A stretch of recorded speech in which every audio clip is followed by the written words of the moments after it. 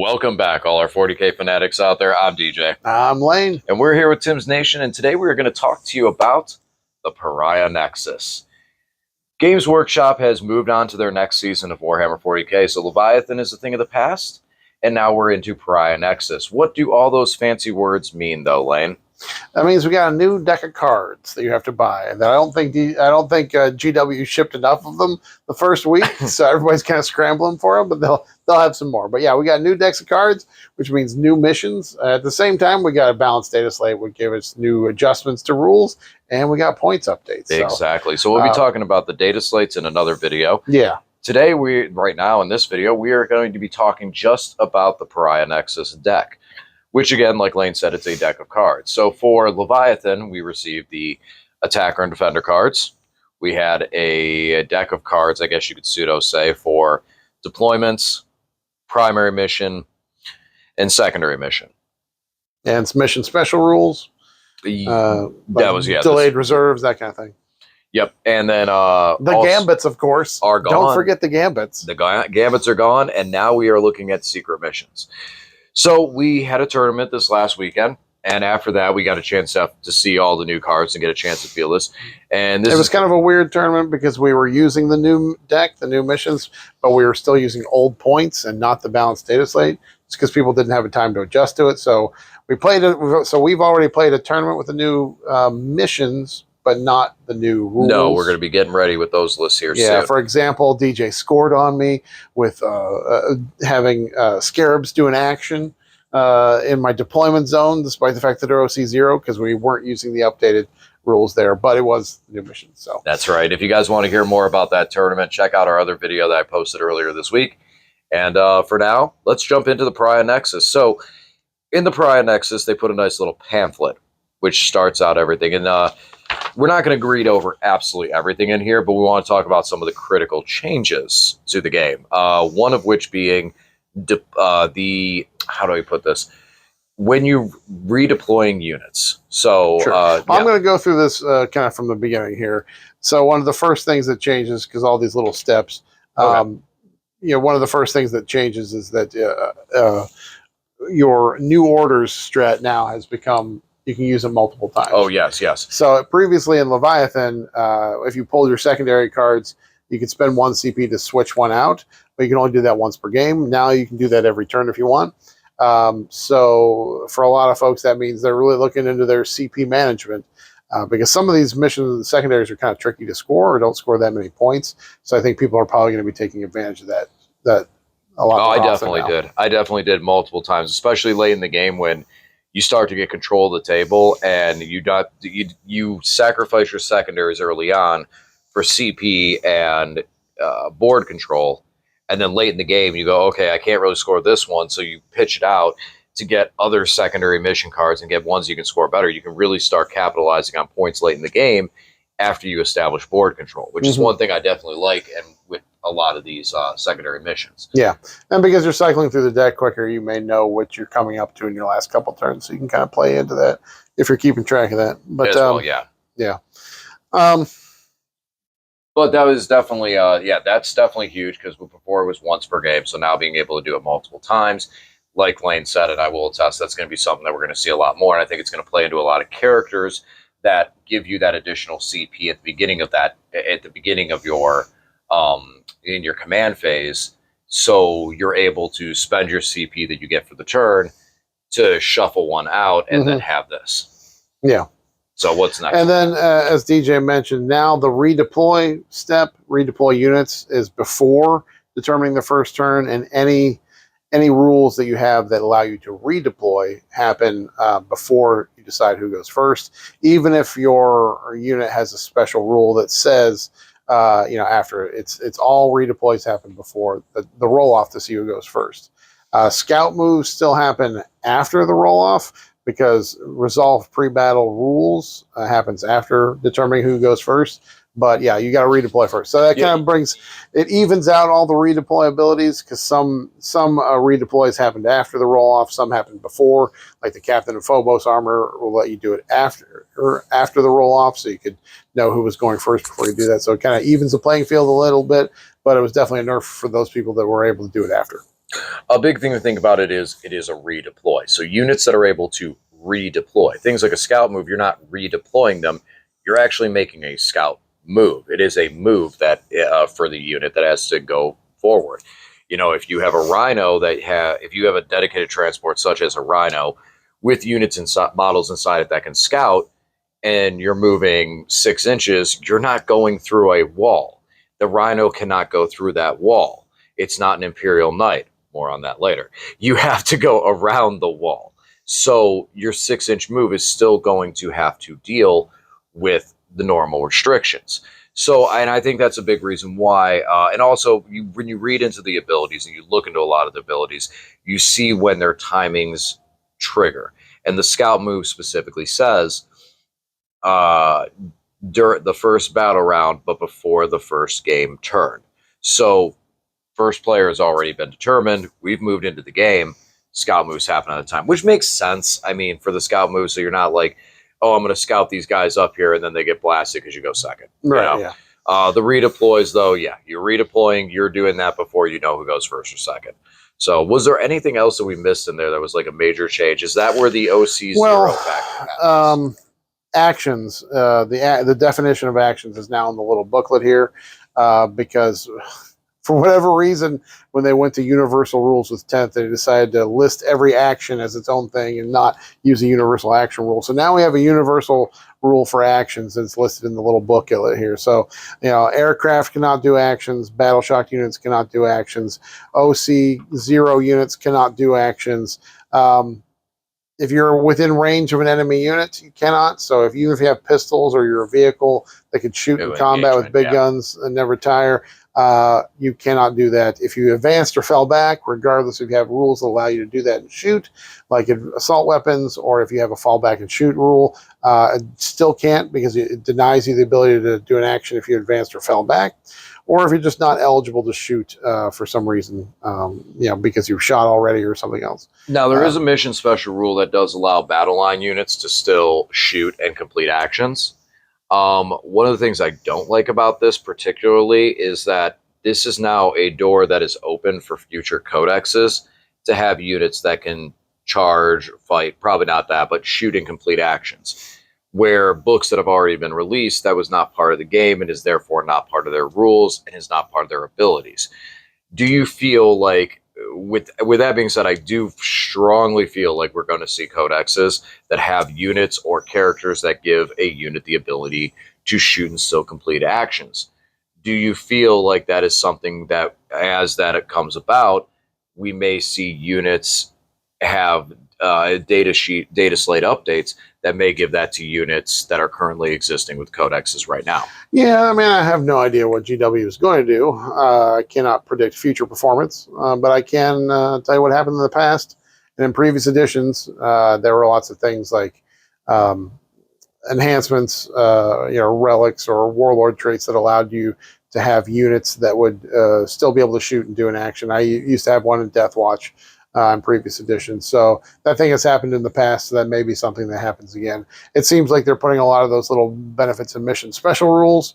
So we'll see if these pop up. I guess whether it's a big question about whether or not you want to try to squeeze in battle line if you don't really like your battle line. Some armies like Death Guard have Plague Marines, which are their battle line units, which are great. Everybody's takes most Death Guard players take at least a couple squads of those. So I don't know if it's going to change how many people are taking for battle line. If the battle line aren't good natively, most Space Marines don't have very strong choices for battle line units, just because they don't have much damage output. Assault intercessors are cheap and okay, and they can be good in things like Blood Angels or other combat-oriented detachments. But yeah, I don't see a lot of people just throwing in extra battle line just for the sake of it, especially when some of the benefits are like they're not that good, and they're not really and they're not static, because it's like it's mission to mission. Yeah, I mean, if you're playing, a lot of times if you're playing in a GT, they will release their missions ahead of time, so you know what the missions are. If a bunch of them have battle line benefits, maybe then tweak your list a little bit to try and squeeze some in there, because they'll come into play. But other than that, like for an RTT, I'm not going to put in extra battle lines just because just for the benefits, because I think they're minor. No, but on that opposite, when I was running the Necron Obeisance Phalanx, uh, that one I had a lot of battle line in. It was based around battle line because of how Xeris was able to buff those things. So, but there was never a boost to it. Now having that, one of the issues I had was getting a high enough score to make me feel validated with that list and be able to run it. With these changes, I'm curious to go and tag back into the Obeisance Phalanx with how much battle line I had, because now we have these battle line boosts and secondaries too with it. Like now it's like, okay, could I possibly score that? Especially with how much has been reduced of like how deep you have to get into your opponent's deployment zone and stuff like that. Like if anything, there's more secondaries that tag the opponent's deployment zone, but less secondaries that require it all the way through. So some interesting things with that. It's definitely going to take some time to let it all mesh out, but I do agree with the sentiment on the fact that battle line is not that necessary. Like it really isn't. Now, with that being said, just because battle line, before we get into these, do you feel like we need some secondary units that are like Ophidian destroyers? Awesome secondary scoring unit, up down units such as that. Where do you feel the value behind those units now are with these new cards? And do we need to include units that are the quote unquote action monkeys of the Warhammer universe? I mean, you definitely do, because there are just more actions required in these. More of the primaries have actions involved, like what is it, unstable munitions or something, or used to be servo skulls. That one, you move the objectives around the table, but it is an action now, not just controlling it. You have to do an action on it. So even if you have a big, powerful unit on there that's controlling it, you don't want them to just sit there and not do their attacks, do their damage output. You still need action monkeys to do that sort of thing. But also, on the other hand, it seems there are lots of these that require you to survive through your opponent's turn. Big one being, we just played this past weekend, was the Terraform. Yeah, Terraform. You do an action on an objective, but it doesn't complete until the end of your opponent's turn. So that's what I was talking about. If you see the video, my opponent did Terraform with a Great Unclean one. He went up and sat on an objective and terraformed the heck out of it, because I wasn't. I had other things I had to deal with that turn. Terraform that thing. Yeah, it was terraformed in the worst way possible. He made the atmosphere worse because he was so unclean. But Like that is yours. Yes, yeah, and there are some other ones where you to do it, like Sabotage is one of the secondaries where you get into no man's land in a terrain piece and do an action, but again you have to survive through your opponent's turn. So you get in the middle of the table with a squad of scouts, Space Marine scouts, and you do the action. Your opponent just has to pick up the scouts to prevent that from even being a thing, and it becomes kind of a waste because it doesn't complete in your turn. So I think action monkeys are necessary, but I think we're gonna have to look at some durable action monkeys now. Not just, we need ones that are quick to get out there on objectives and do things like cleanse, but we also need a few units that can survive through a turn and get it done. See, I'm not feeling that I need that, really needing it, but my list, I play a very defensive style.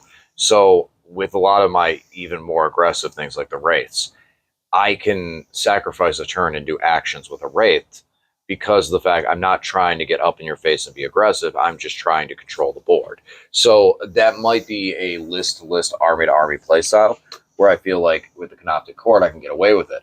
But with Obeisance, I'm not sure. So with that being said, here's what we're going to do. We've talked a lot about this. Now we want to go through the cards. So what we're going to do is we're going to draw a card, and we're just going to talk about it. What it does, the secondary, how you score it, and its general feeling. We'll hopefully be able to go through these much quicker because, again, we're doing one card at a time. But we'll see how this goes, and we'll try and not make this an hour-long video. That's the end game. Yeah, we'll see about that. All right, so our first card here we have is Cull the Horde. This is a secondary mission card that says, when drawn, if there are no enemy units on the battlefield that satisfy either of these conditions required to achieve this card, you can discard this card and draw a new secondary mission card. Well, what are those? While this card is active, each time an infantry unit is destroyed, if one or more of the following conditions are satisfied, the starting strength of the destroyed unit is 20. Starting strength of the destroyed unit was 20 plus. The total wound characteristics of models in the destroyed unit was 25 plus at its starting strength. Note, For the purposes of the above conditions, models in attached leader units are ignored. So, my first opinion about this one is I discarded it every single time and never scored it once.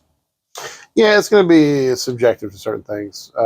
So, you know, in layman's terms, you get 5 points for each unit you killed that had 20 models as its starting strength, or had 25 or more wounds as a starting strength. Infantry units, and they don't count the characters. For example, your wraiths have a 6-man squad of wraiths has 24 wounds. You don't count the characters. If you put the crypto thralls in there, they are not characters. They become part of the starting strength.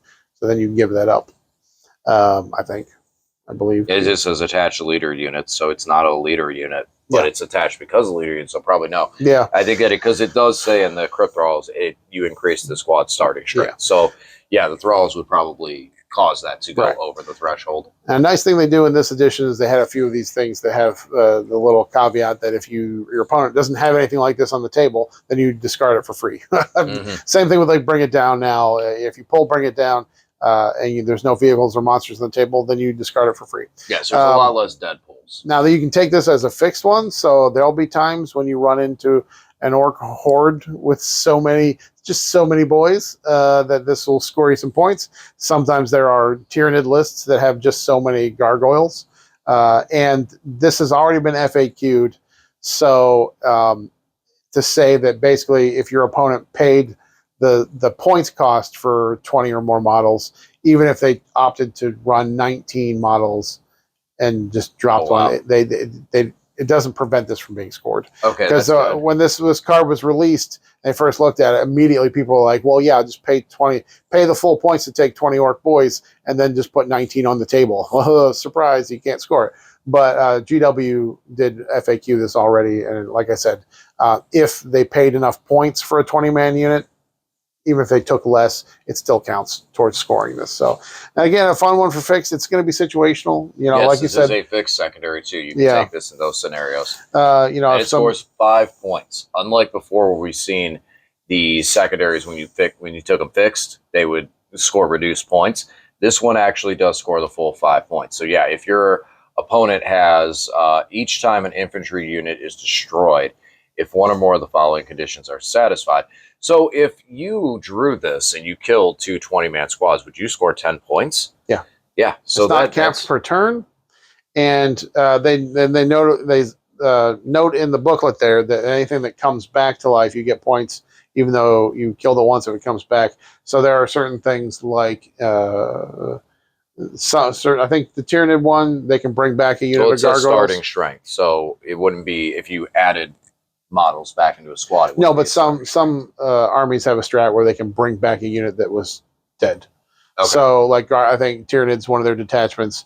If you lose a squad of 20 gargoyles, you can spend 2 CP and bring them back. I know the Kroot detachment has that as well. If you lose 20 a blob of 20 Kroot warriors, you can pay 2 CP and bring it back on the table. You would get points for killing it both times you killed it. So that one actually. So while a lot of times it gets pitched, you can also, like you said, if you take that fixed or when it's time, it's time. Oh, it is time. When it's time to call the horde, it's time to call the horde. I mean, 4 20-man squads of boys against Green Tide, you take that and boom, you just destroy. Especially with your list with Death Watch, where you can rip through those infantry. That's a lot of secondaries. You can almost cap. Oh no, guys! I will be so giddy if I pull this or pull an opponent that gives me this.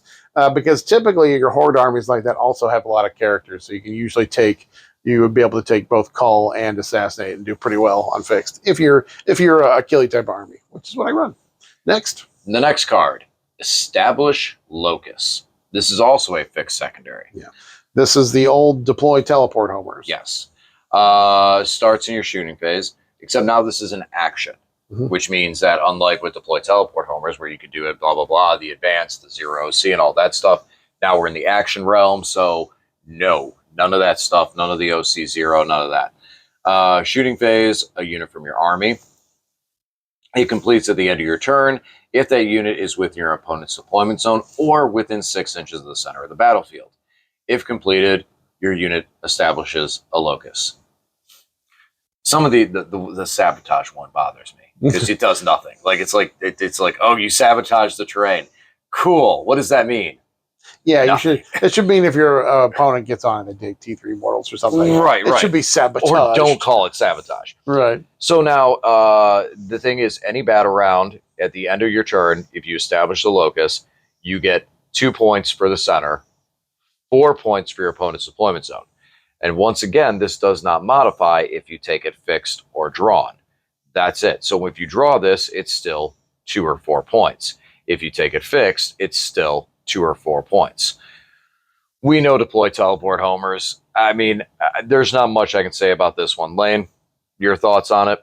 Yeah, I mean, it's just really the points change is all the difference. Although, something to keep in mind, if you are the type of person that would want to take this as a fixed, know that in the new deployments, because we have new deployment zones, a lot of times our deployment zones are a little bit closer. So you may actually be more likely able to do this turn 1 or 2 if you were struggling to do that before. You know, for example, Dawn of War, we're 4 inches closer in our deployment zones than we were previously in the Leviathan deck. They made some adjustments to some of those. So just to keep that in mind, if it's something you're looking at taking fixed, or if you pull it, it might be something you're a little bit more able to score this mission deck rather than the last one. But that's it. Very much. Let's move on. And we have Area Denial. This is not a fixed secondary. Area Denial, when, is also another one that is, no, this is no action. This is pretty much word for word the same. I think they clarified it a little bit because there was some confusion about the mini one in the previous deck. So they just clarified the wording a little bit. One or more units from your army, excluding aircraft and battle shock units, are within 3 inches of the center of the table. This is one that a 0 OC could actually score because it's not an action.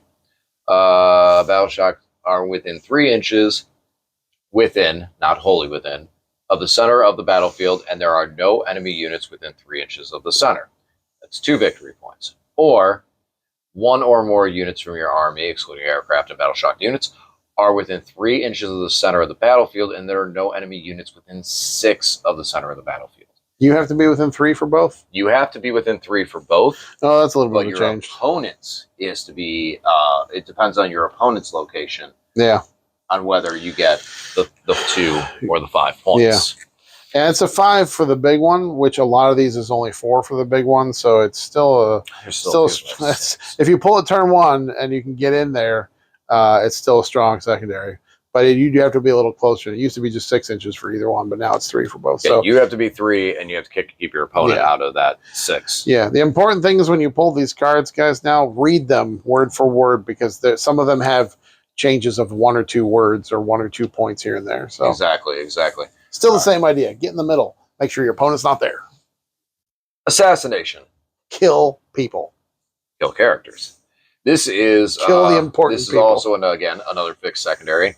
While this card is active, if you're using fixed, you score 4 points for each character destroyed. And if this is not fixed and you draw it, you score 5 points for killing a character, or 5 points if all characters have already been destroyed at the time of drawing it. This is identical. This is literally 100% identical to what we've seen before. And it's the only one in the deck where there is a differential between taking it fixed and taking it and pulling it tactical. So yeah, for that. So that is part of it. So we'll jump over into one of the ones that's been a lot of talk. Another fixed secondary, Bring It Down. It's so sad. Now, the caveat, as Lane mentioned before, if there are no enemy monsters or vehicle units on the battlefield, you can discard this card and draw a new secondary mission. So no dead draw. Excuse me, very important for that.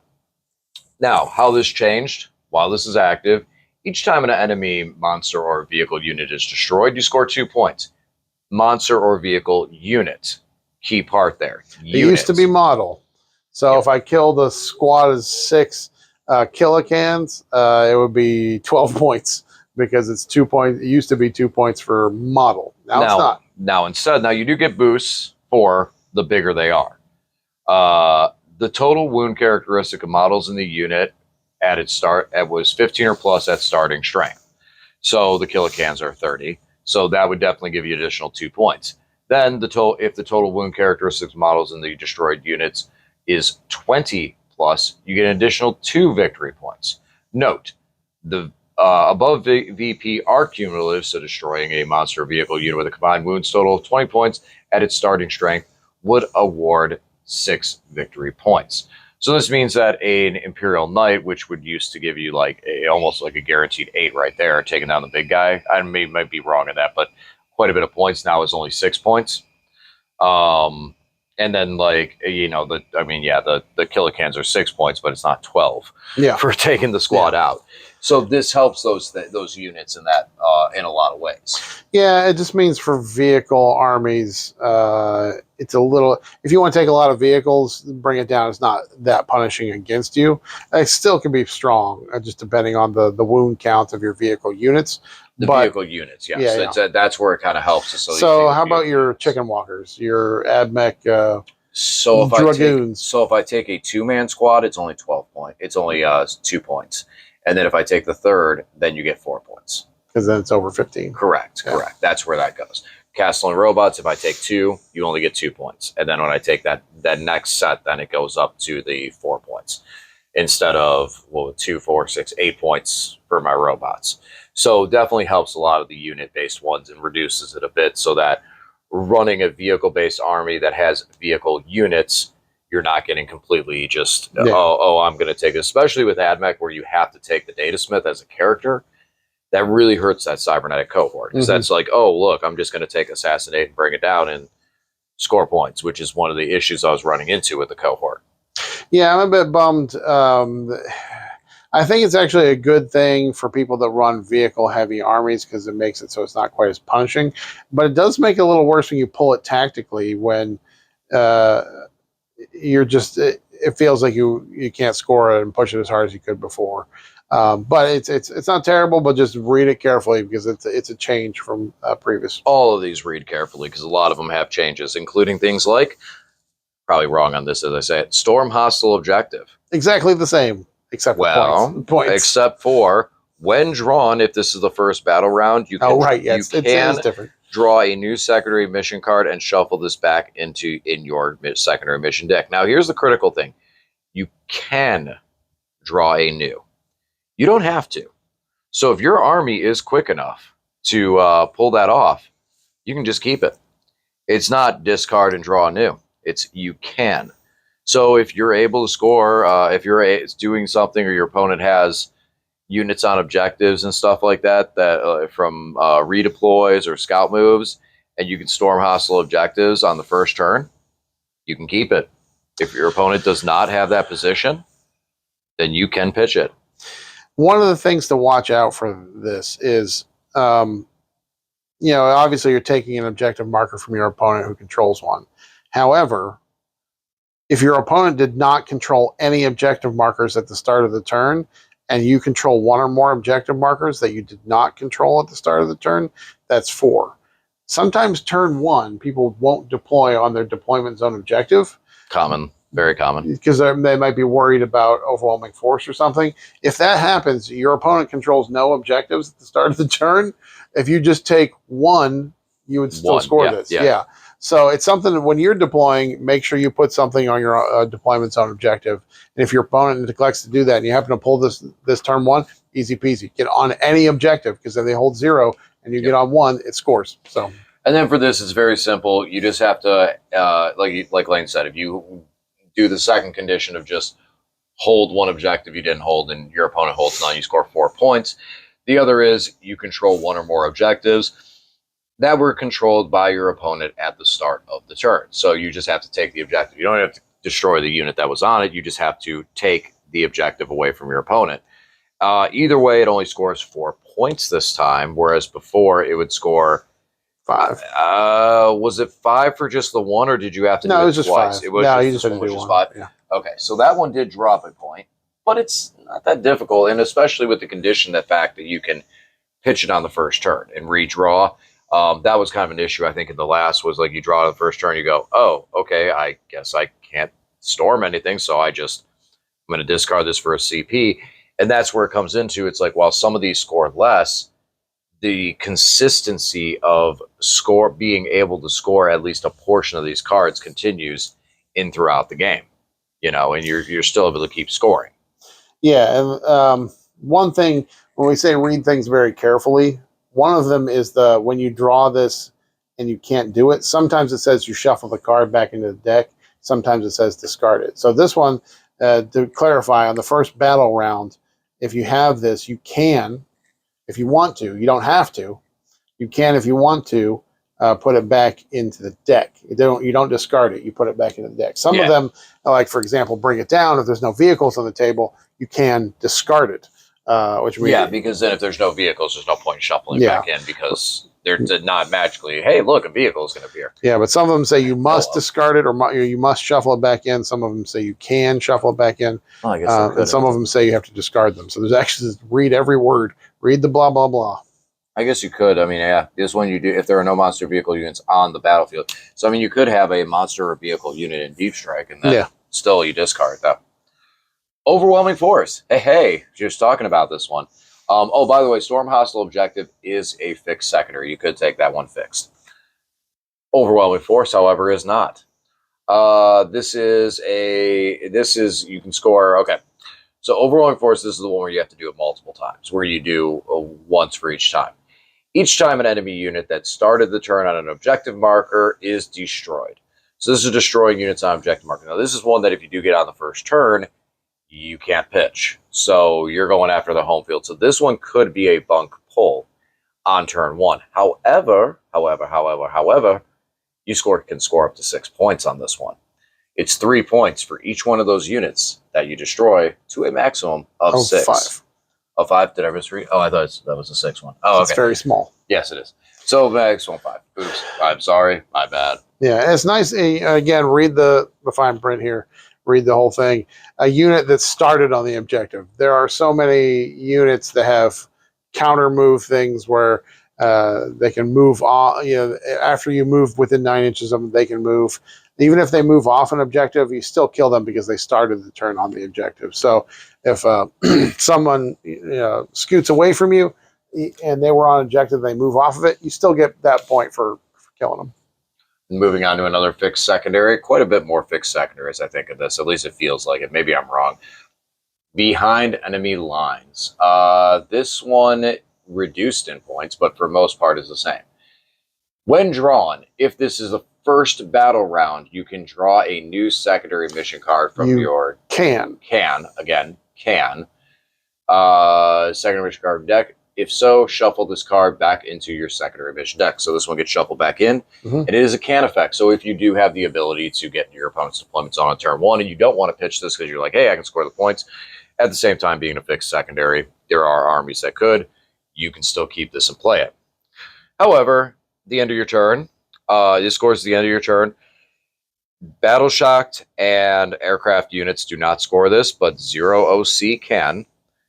1 unit from your army in your opponent's deployment zone, 3 points. 2 units from your army in your opponent's deployment zone, 4 points. That's a weird. Only 4 points for 2. A lot of times that's tough to get any units in your opponent's deployment zone. I don't know why I said you only get 1 additional point. 3 for 1, 4 for 2. But that's what GW has decided. I feel like that's because of the fact that there might have been some times where people would look at it and it was kind of almost a trap in the sense of you looked at the 5 points, you're like, oh man, okay, well I do have 2 units that can deep strike, so I guess I'll do this to score the points, and then you just get your units destroyed. So it's like, okay, well here, now it's only worth 4 points, so stop and think, tactically, is this really worth it? Yeah, is it worth it for 1 additional victory point? Right. Maybe now, it is. But getting that 1 unit, is it wholly within or is it just within? Wholly within. So yeah, it does have to be wholly within. But the deployment zones got bigger. That's another part of it too. Yeah, deployment zones they got bigger, so they're closer. So I think it was just within before. Now it's wholly within. Defense stronghold. If this is drawn in the first battle round, draw a new secondary mission card from your deck. This card and then shuffle this card back into your deck. This is not an option. If this is the first battle round, draw a new secondary mission card. So this is one that if you draw this, you do not have the choice, and it must be shuffled back in. Otherwise, it is scored at the end of your opponent's turn or battle round, just like before. You control one or more objective markers in your deployment zone, and you score 3 victory points. Exactly the same, except for the caveat that if it is the first battle round, because I think before, if you had it on the first battle round, you had to keep it. No, you discard it. You did discard it last. Yeah, because it's too easy. Okay. So now you must do it as well. I believe that. I believe that one is exactly the same. Identical. Containment. Now this is a new one. This is also not a fixed. This kind of replaces investigate signals, and I like this a lot. This one, but it's this kind of a better one. Yeah, it's easier. Yeah. It's easier, and it's not based on corners anymore. No, because one thing is like late into the game, you could make that play and score 8 points in the corner by going, oh, I'm just going to go here, and score 2 points per corner and 8 points. And I mean, yeah, that's cool and all, but realistically, tactically, that just to do that pulls you out of the game. And near the end of Leviathan, I just stopped. Like there were a lot of times when I would build armies and try and put things in there to score investigate. But then I was just like, no, it's not worth it because it puts me in poor position. A point. Yeah, it puts me in things in bad positions. Sometimes you can score 1 or 2 of them, but there was no way I was like, oh, I got to try to score 8 on investigate signals because it puts you out of position for the rest of the game. This one's a lot more feasible. So this is an action-based secondary, and this is in your shooting phase. 1 or more units from your army that are wholly within 9 inches or 1 or more battlefield edges that are not within your deployment zone. Select a different one of those battle edges for each of those units.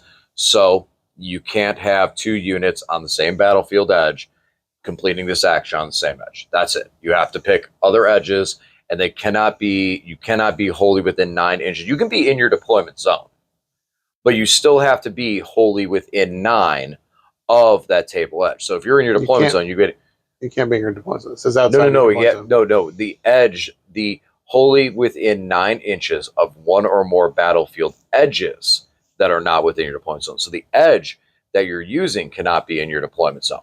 But if you're on that long, like if you're on a long table edge and you're in your actual physical deployment zone, but you're wholly within 9, so you're like right up against that, like you're like right in the corner of your deployment zone, right where it's about to be out of your deployment zone, and you're wholly within 9 of that table edge that's outside of your deployment zone, that's still legal. I disagree.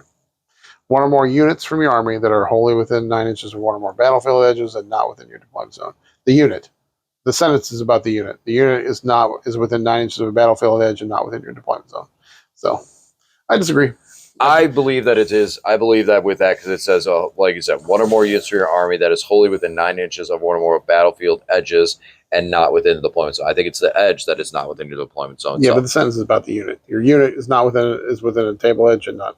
So we disagree. That's fine. We'll disagree with that. Yeah. Hopefully GW clarifies that. Or the comment section yells at me and tells me I'm wrong. Because I do see where you're saying that and not within your deployment zone. So I think actually maybe you're right on that. Maybe I'm reading that wrong. Yeah. So I'll give you the benefit of the doubt on that one for that. It's subject to a bit of confusion. I'll give you the benefit of the doubt on that one because I think I'm possibly reading that wrong. But this is an action that completes immediately. And if completed, the battlefield edge you selected is contained. What does that mean? You score 3 points for each edge contained to a maximum of 6. So you realistically only want to do this twice. That edge is contained, and you score 3 victory points when the edge is contained, and to a maximum of 6. So unlike investigate signals where you try and do it 4 times, this is one you'd only want to do twice. So only 2 units. And it stays within the flow of the game. And it scores you 6 points, which is pretty awesome. Yeah. Compared to a lot of these, 6 is a very strong score. So just make sure you got those little trash units and go and do this when you pull it. Amen. Yep, definitely. All right, moving on, we have Secure No Man's Land. This one is identical because it has, the 1 and 2 objective marker holds. It scores at the end of your turn. You control 1 objective marker in No Man's Land. You get 2 points. If you control 2 objective markers in No Man's Land, you get 5 points. Exactly the same. But with this, and with a lot of the other secondaries, what's nice is, again, the game flow is staying more centralized as opposed to the stuff that was on the outside. Just playing the primary. control objectives. That's what you want to do. Yep, yep. So moving on, we have extend battle lines. Hey, perfect segue. This is also exactly the same. You control what? Well, no. This didn't have a mini before. This didn't. I don't think extend battle lines did not have a small. It was Yeah, all this or is not a nothing. small. This is if you only have one unit left on the table. If you control one in no man's land, you still get a couple points. Okay, yes. Well, but there's still a small scoring point. If you're near tabling and you've got one unit left, then You control one or more objective markers within your deployment zone and one or more objective markers within no man's land. You get 5 points, just like it was before. Easiest one to score in the game. Right. If you only have one unit on the battlefield and that unit controls one objective marker in no man's land, so not your home field, 2 points. So that's nice. That's a nice little gift for people that are about to get tabled. Yeah, right. Like, well, I mean, I guess there are the circumstances of some armies that may just only have one unit on the battlefield because they're a small built army or something. Yeah. So I guess that one unit might be a 10-man Terminator brick or an Imperial Knight or something. Yep. Marked for death. Now, this is one. This is one that confuses me. So you can only score this one. You can score this one time, or you can score this for 15 points. Go ahead and take a look at that. So this is one of the new ones. Yeah, it says one or more of the selected units. One or more. Okay, so it is 5 points total. So when you draw this, your opponent must select 3 units from their army on the battlefield. If there are only 2 units on the battlefield, you select those units. If there are no units from their army on the battlefield, discard this card and draw a new secondary mission, which is really, really strange. I don't think this is if there are no units left on the table, you should just get the 5 points. You have killed everything. Right, and that's what's weird. It's like this is the first time that Games Workshop, I think, is actually saying that if you tabled your opponent, you still flip cards and score points. Like, I don't think I've ever seen something in the past that has ever hinted to that. But yeah. All right. So your opponent must select 3 units. Here's how this works. The end of either player's turn. So this, if you finish off a unit in combat in your opponent's turn, you can still score this. One or more of the selected units was destroyed or removed from the battlefield for any other reason this turn. I like that because I hate uppy downy armies. Yeah. So suddenly, Grey Knights, they decide to pick up and pull something off the field. I mean, I guess you do pick those units. Yeah, your opponent picks these units.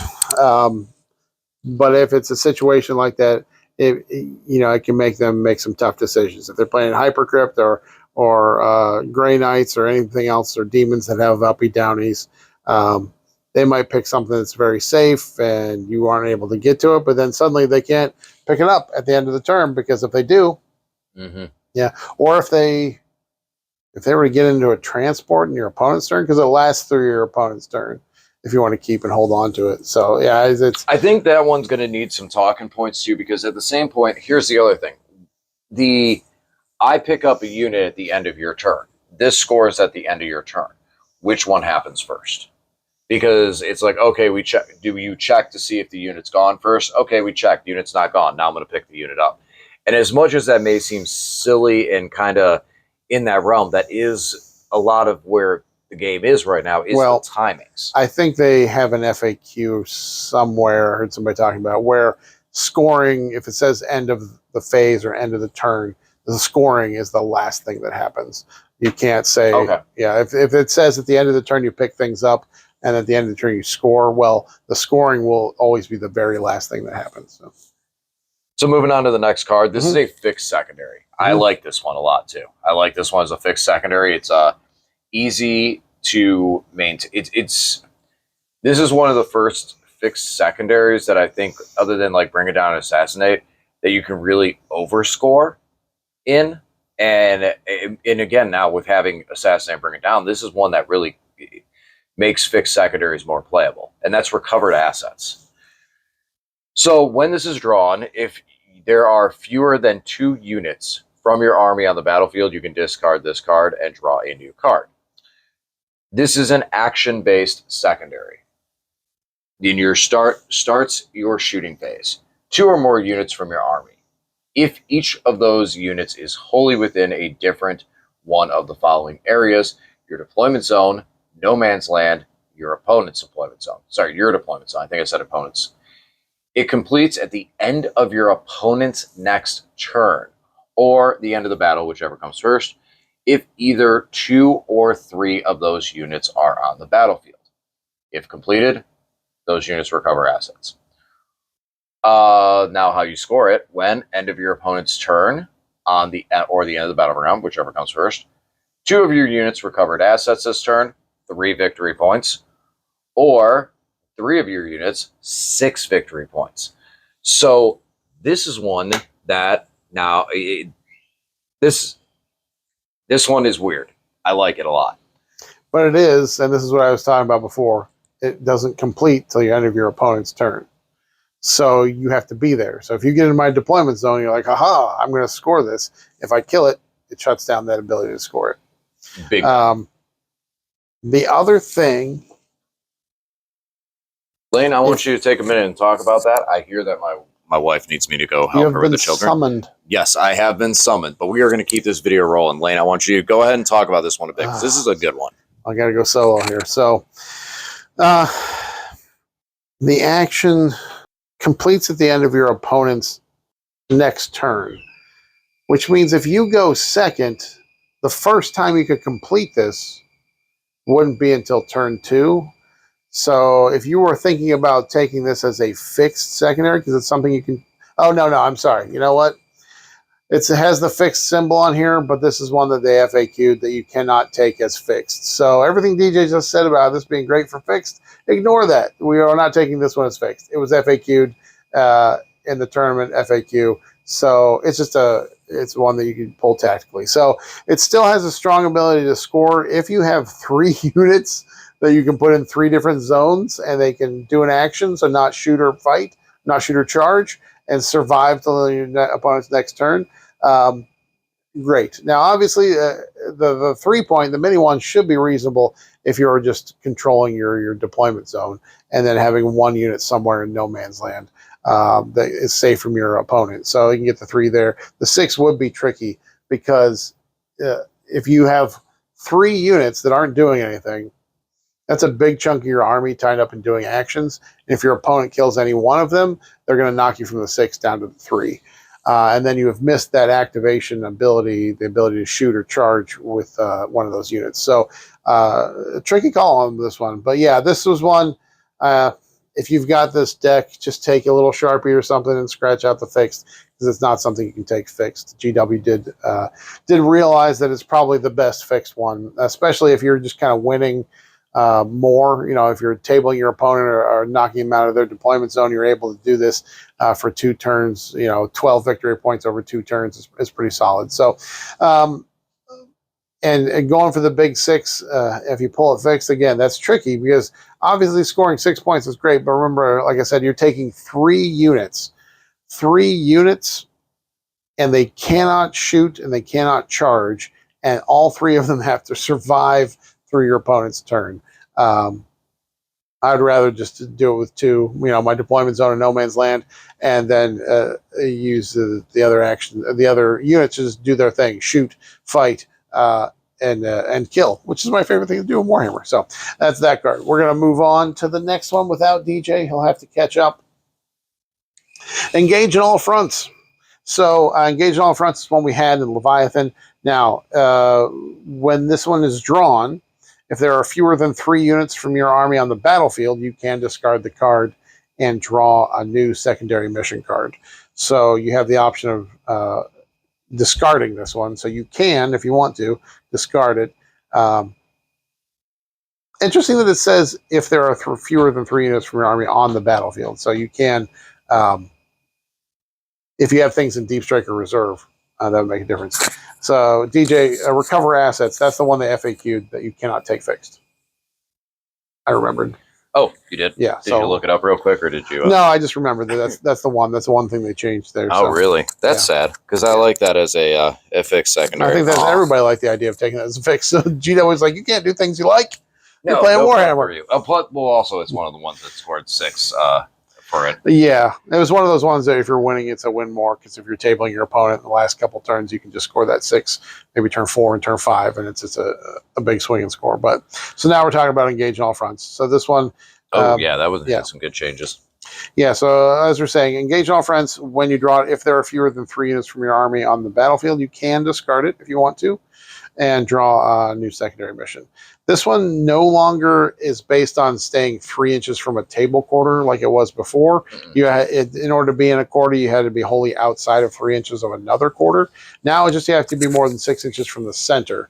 So no more holding the objective in the center and just touching it and then being in a quarter. You have to be 6 inches from the center. And other than that, it's 2 points if you control 3 different table quarters. So only 2 points for 3 and 4 points for 4 table quarters. This is still one that you can take. So it dropped in one. It dropped 1 point for both of those. Yeah. But it's easier to score now. Right. Whereas before you had to be away and this and that, and just a lot of extra measuring. Yeah, just 6 inches from the center. But you can't take it as fixed if you want to try and score those points. That definitely. And that's one that you could build an army into for that, definitely. Sabotage. Sabotage is an action. It is done in the shooting phase. 1 unit from your army that is within a terrain feature, not wholly within, and not within your deployment zone. Does a unit have to be a terrain feature? And okay, so the unit just has to not be within your deployment zone. So you can be in a terrain. You can be in a terrain feature that touches your deployment zone as long as the unit is not in your deployment zone. Go ahead and glance at this one. Well, it's a one unit. Maybe it's a similar issue we ran into the last one unit from your army that is within a terrain feature and not within your deployment zone. So it seems like the unit just has to be outside of your deployment zone. Yeah, I think so. If you had a terrain feature that's stretched from your deployment zone out of your deployment zone, which makes sense, the unit could do it. They just have to be in the piece outside the. Yeah, which makes sense because big pieces. And this completes at the end of your opponent's next turn. End of your opponent's turn. Your unit has to survive. Or the end of the battle. End of the battle, yeah. Yeah. And then if you complete it, it commits a sabotage, which means every time a model moves into it, they take D6 mortal wounds, right? No. It becomes hazardous terrain. Right. It does nothing. So, I mean, they could have been like, this could have been deploying servo skulls or something, like not sabotage. I'm expecting explosions. I feel like initially they tested this card out and they had it blow up and do something, and it was the only one that did damage. And then someone in research and development went like, no, you can't make the secondary also do damage. No, we're not doing secondaries doing damage. And so it got pulled, but they kept the name. That's what I feel like. I feel like that's the legend I'm starting. Is originally this card did damage, and then someone said no. But at first, that was the idea. That's why it's sabotage. As far as scoring this, if you at the end of your opponent's turn or the end of the battle again, if you sabotage a piece of terrain that is not in your within your opponent's deployment zone, 3 points. But if you get a piece of terrain that is in your opponent, or the portion of it that is in your opponent's deployment zone, you get commit sabotage this turn within your, then you get 6 points. Yeah. It's a big 6, but again, you have to survive through your opponent's turn. It's kind of one of those maybe late in the game, if you're dominating the board and you can get over there, you can pull that off. Yeah. Or just, you can sneak into a position too. That's one of the things I like with the hex marks, and why I'm considering the hex marks is because of their smaller base size. Is that you can sneak into a position where there's like, ooh, here's this corner piece of terrain that has nothing to do for the course of the game or any aspect of the game, but I can get into this and score points because you're not going to be able to get over here and take something out, especially like a lone op hex mark that you got to get close enough to kill them. And it's like, haha, you can't. Now I'm just going to score 6 points on this. So I think that's when it's situational. It just depends on when you draw it. If you draw it turn 1, you're kind of in trouble because I don't see you doing that in your opponent's deployment zone. You're going to have to just like inch out and do it from your side of the field. But it's still 3 points for even doing it on like not your opponent's deployment zone. Mm-hmm. Still good for a lone op if you've got a piece of terrain that's far away from your opponent. Definitely. Cleanse So for the most part, cleanse is exactly the same, except for the fact that cleanse is now an action, so it has all the new rules for actions and what can and cannot do them.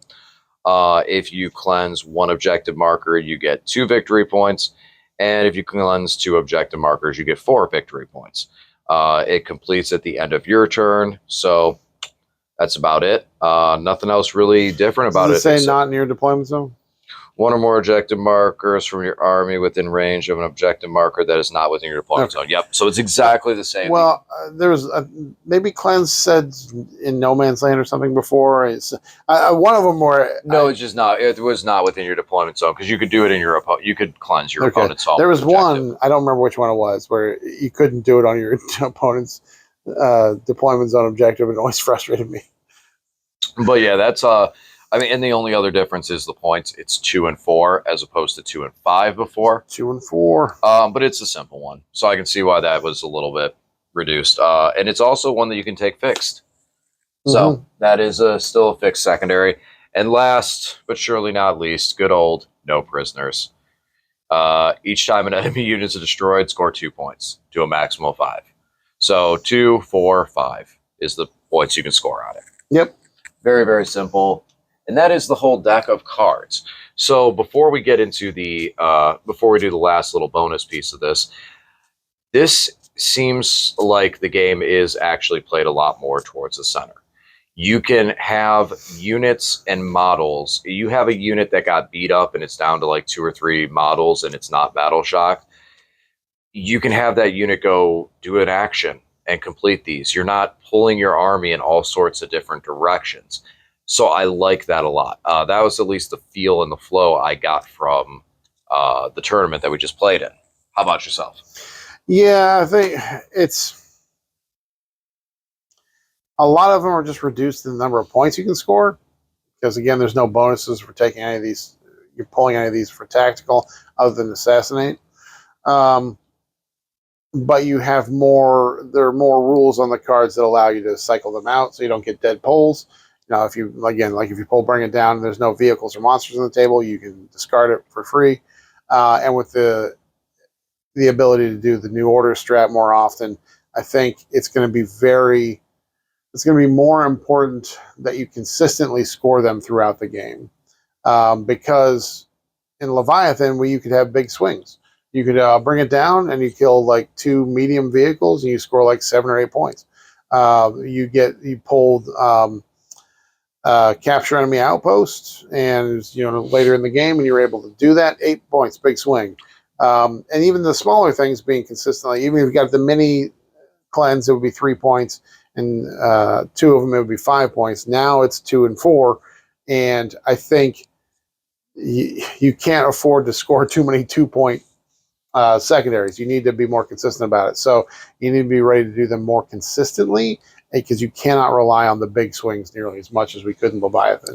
I played a league game yesterday and we were still using Leviathan, and both of us pulled capture enemy outpost in the last turn, and both of us were in our enemy's outposts, so we both scored a big 8 on the last turn plus the other things. You're not gonna see that anymore. That's not gonna happen anymore. You need to be more consistent. So just make sure you're using the new order strat, I think, wisely to make sure that you're scoring. No, Definitely, and I feel like the flow of the game is going to be better. I'm actually happy that overwhelming force is gone, or not overwhelming force. Capture enemy outpost is gone, because that was just like, oh, take your home opponent's home objective. In a lot of ways, that was like a feels bad secondary because I had a couple armies that I would build into it, like Hypercrypt. I liked the 5-man squad of Immortals with a Chronomancer. Being able to drop that unit 3 inches away, shoot, and then move and out OC was great. And it was a great tech play. And every once in a while it was a tech play. But 9 times out of 10, usually when you're scoring capture enemy outposts, it's because you're pushing your opponent back. And it was like, oh, okay, I'm already winning the game here. Let me just lock in a better chance of scoring 100 points by scoring 8 points on this one secondary. Where then you have something like Defend Stronghold where you're only getting 3 points on, and you're like, now I'm not going to max out my score even though I'm winning this game. Granted, Defend Stronghold's still around, but now defend stronghold is more in that cusp of what everything else is, where realistically most of the big scoring ones are 6 points. Bring it down, you're looking at 6 points. All those ones, it really feels like it's more of a cap out at like 6 points on secondaries. No real big 8-pointers in there. So, all right, as bonus, we're going to talk about these 4 little magical cards. Oh, these secret cards. They are secrets because gambits are gone. But we want to talk about the secret missions real quick. So let's start off with War of Attrition. So now, first of all, before we go into this, we need to talk about this because this is actually different. I don't know if you read how the secret missions work. Did you read them? You can only take one if your score is tied or you're below your opponent's score. That is part of it. But unlike with gambits, okay, so I'm going to go over this because I read this already and there's a couple interesting points. Secret missions are challenging covert goal you can pursue in the primary mission seems in jeopardy.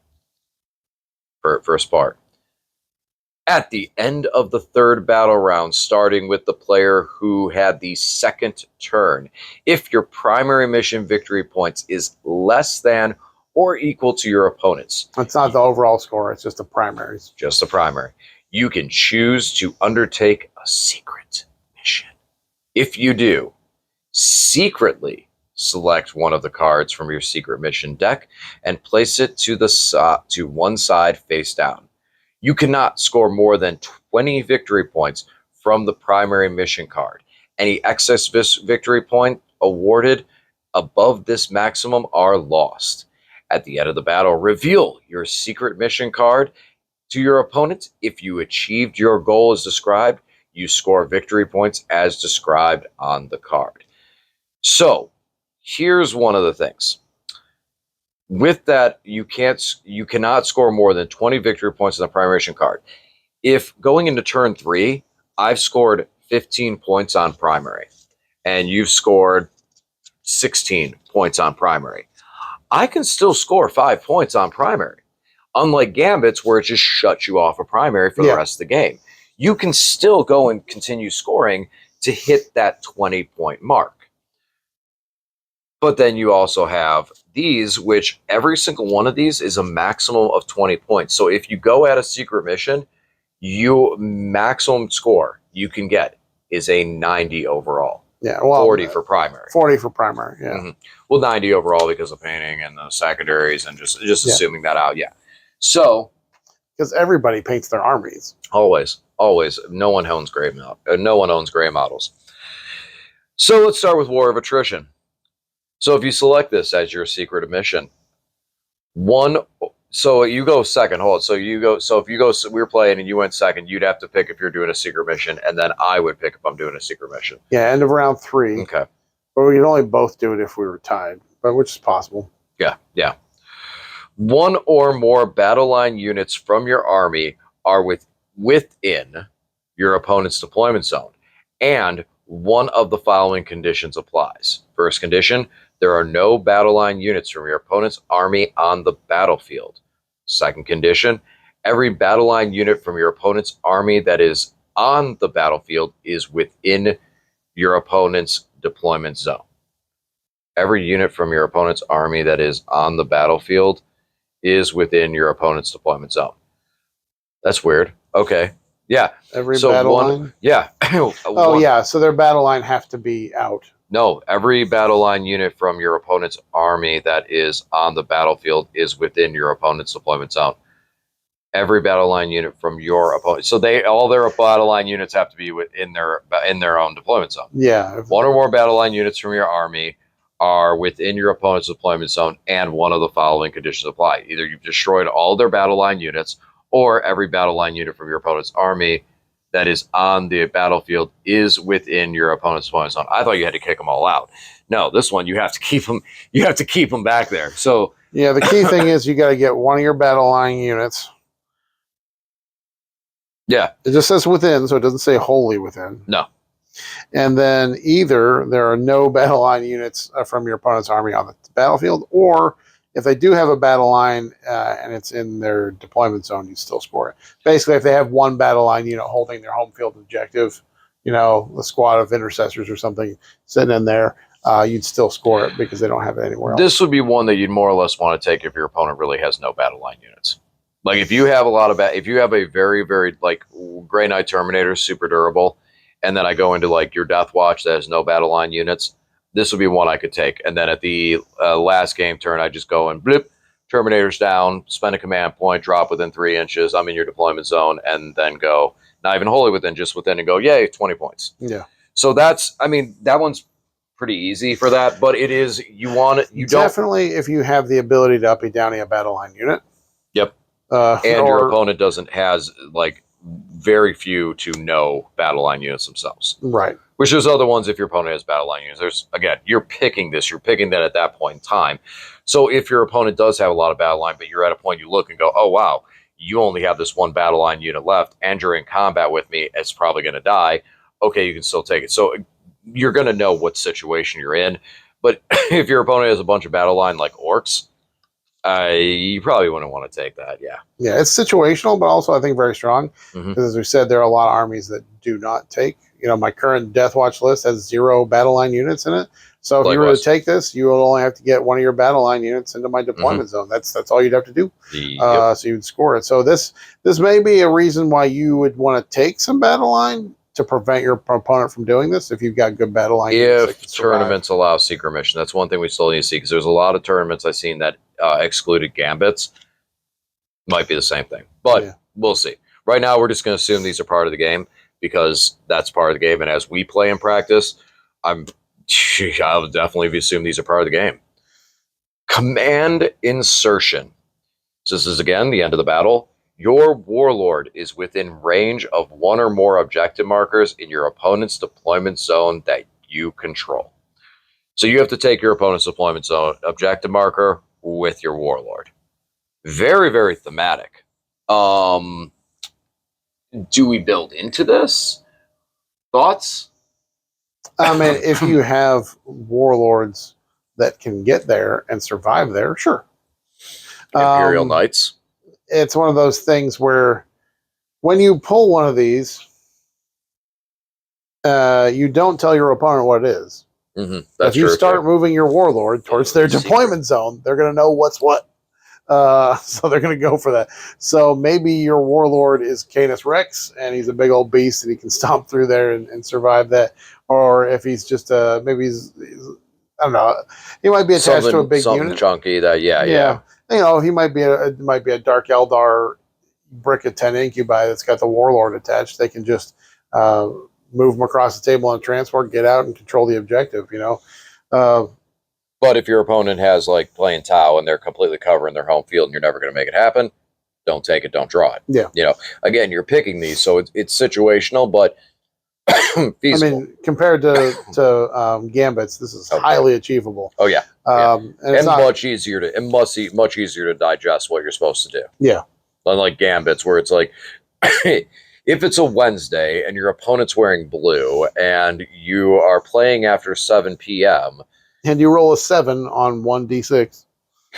We did that the other day. We rolled an 11. Right.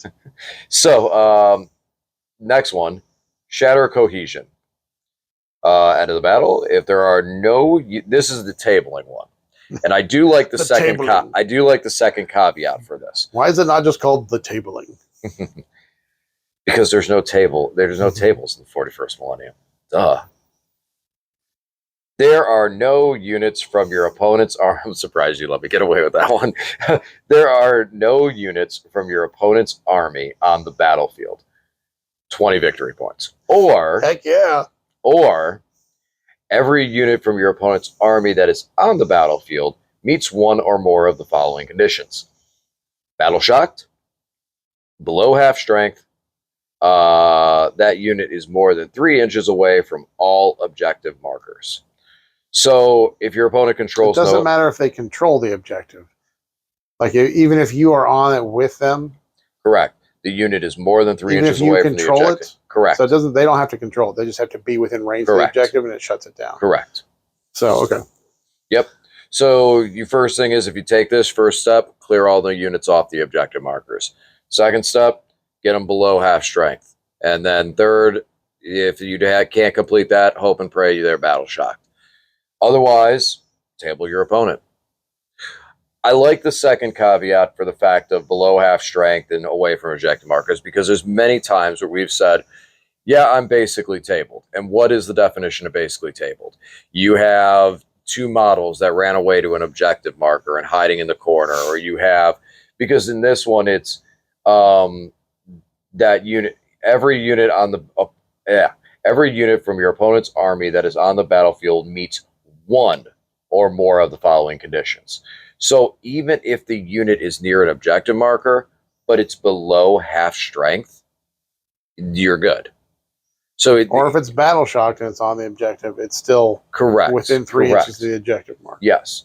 So there are other caveats for that to allow you to score that, and not have someone just go, oh, haha, here I know what you're doing. I'm just going to take this one little model and run it away in the corner. Haha, you do nothing. No, well, congratulations, I still win that.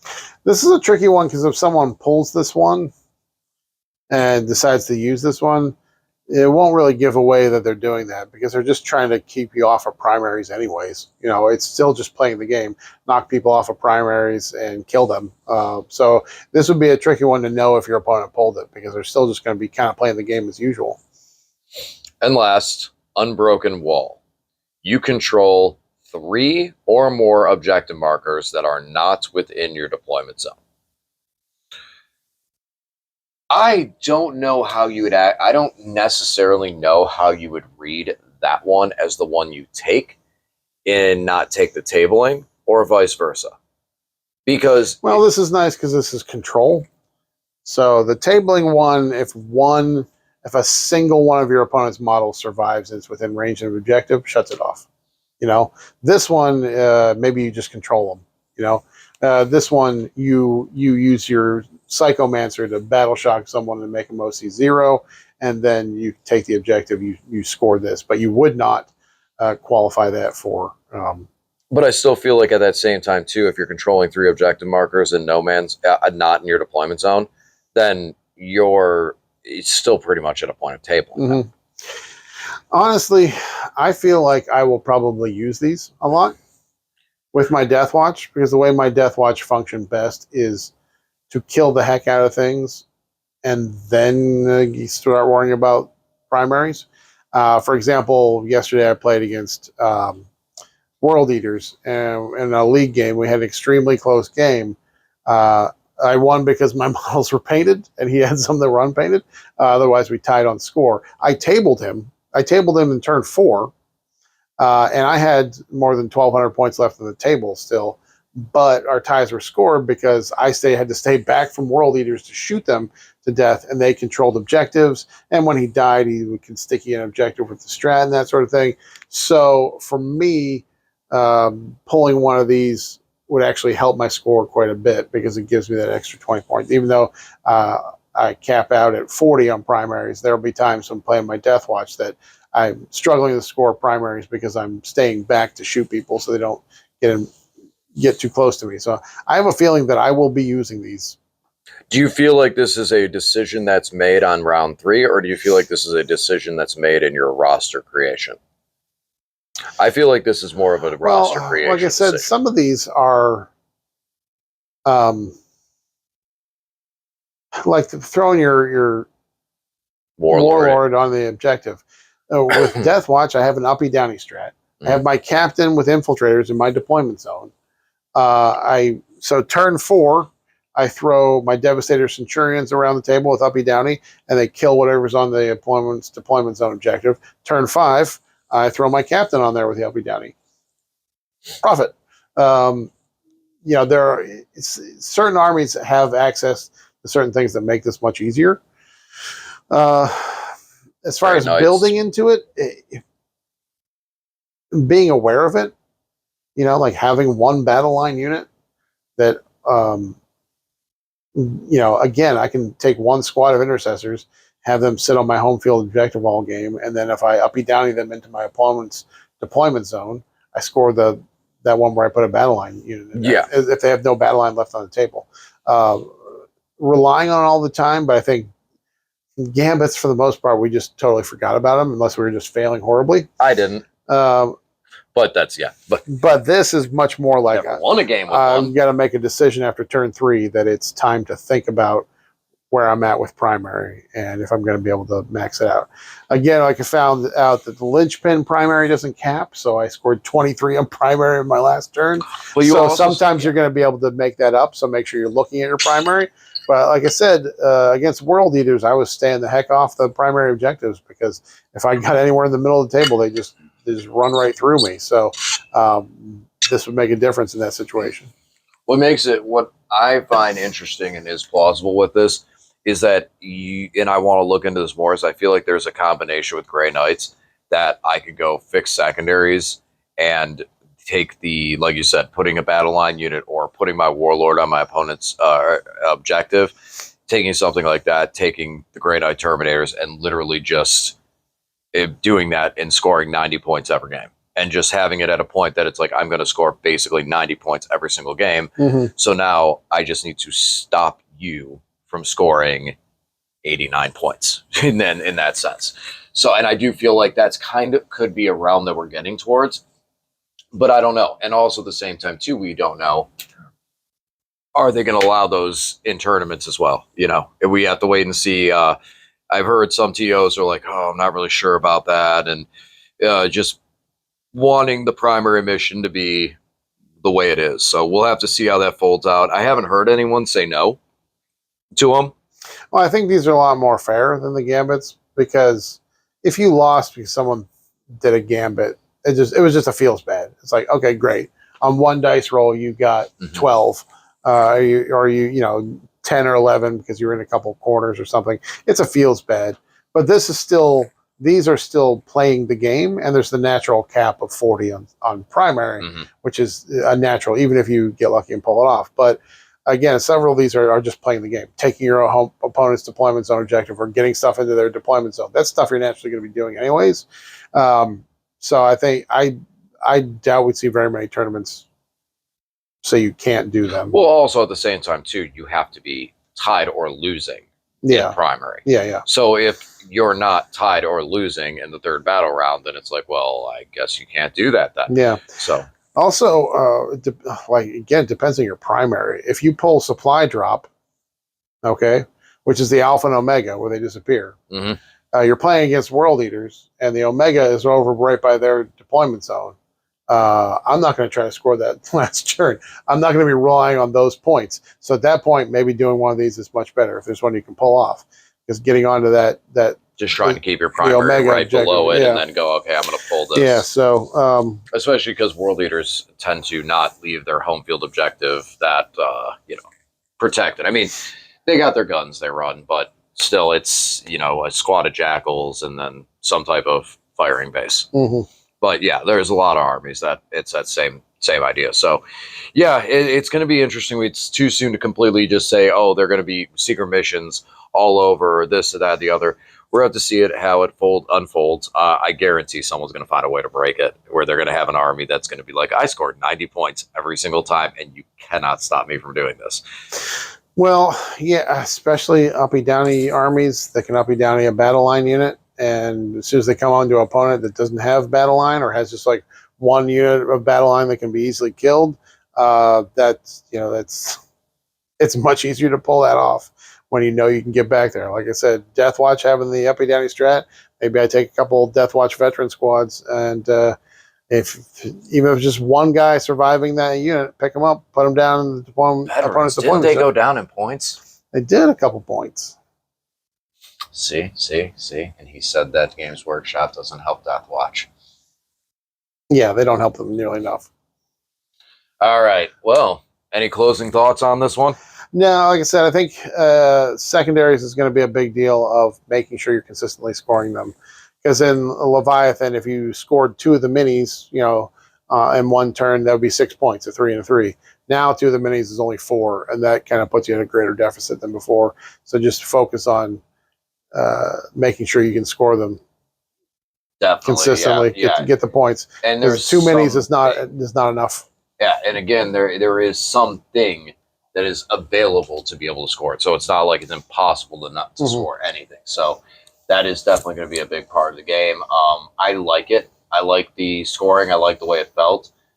Constantly moving that needle, and you know, it gives you that feel over the course of the game. It was, like I said, constantly keeping that needle moving. I think the intention is that we have fewer 100-point games, which I'm okay with. Because there are too many tournaments we go to, and after round one, there's just like, why are there 8 people that scored 100? It's too much. Making it a little bit more difficult to score, I think, is going to give us more variation in scores. So yeah, it was my last game was the one that I got 100 points on, but that was also like I really had a lot of board control, so that was, I mean, that was able to have that happen, but that was also one that had one of the kind of higher scoring primaries into it. But yeah, the some of the primary, secondaries, I think I was really close to like, I think like I basically landed. No, I think I went slightly over on the secondaries too in that game, but yeah. it was not like what some of our games we've seen where we're like, oh, I just scored 56 on. I'm being exaggerating, but I just scored 56 on secondaries, and but here's 40 points. Yeah. Where we had a lot of those. Yeah, yesterday in my league game, we only had 1,500 points. With fewer points, a lot of times it's harder to score secondaries. But both my opponent and I scored over 40 on secondaries. It was just too much. There's still going to be times when you know, with mission special rules, like the one that lets you cycle out a couple of those for free, that's going to improve secondary scores. But I think overall, we're going to see fewer. Definitely. All right, guys. Well, let us know what you guys think in the comment section. Are you guys excited for these new missions, new changes? How do you feel about them?